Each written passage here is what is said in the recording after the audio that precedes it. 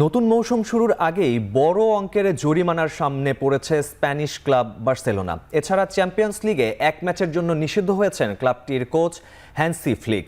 সবশেষ মৌসুমে চ্যাম্পিয়ন্স লিগের সেমিফাইনালের দ্বিতীয় লেগে রেফারির একাধিক সিদ্ধান্ত নিয়ে সমালোচনা করেছিলেন ফ্লিক। তার প্রেক্ষিতেই জার্মানি কোচকে 20,000 ইউরো আর্থিক জরিমানার পাশাপাশি এক ম্যাচের জন্য নিষিদ্ধ করেছে উয়েফা। একই অঙ্কের জরিমানা এবং নিষেধাজ্ঞা আছে দলের সহকারী কোচ মার্কাস শর্গের জন্যও। এছাড়া ডোপ টেস্টে নির্দেশনা না মানায় দলের 2 তারকা রবার্ট লেভানডস্কি এবং লামিনে ইয়ামালকে 5,000 ইউরো জরিমানা করা হয়েছে। ক্লাব হিসেবেও জরিমানা গুনতে হচ্ছে বার্সেলোনাকে। সমর্থকদের উগ্র আচরণ এবং আতশবাজি পোড়ানোর ঘটনায় 7,750 ইউরো জরিমানা করা হয়েছে স্প্যানিশ ক্লাবটিকে।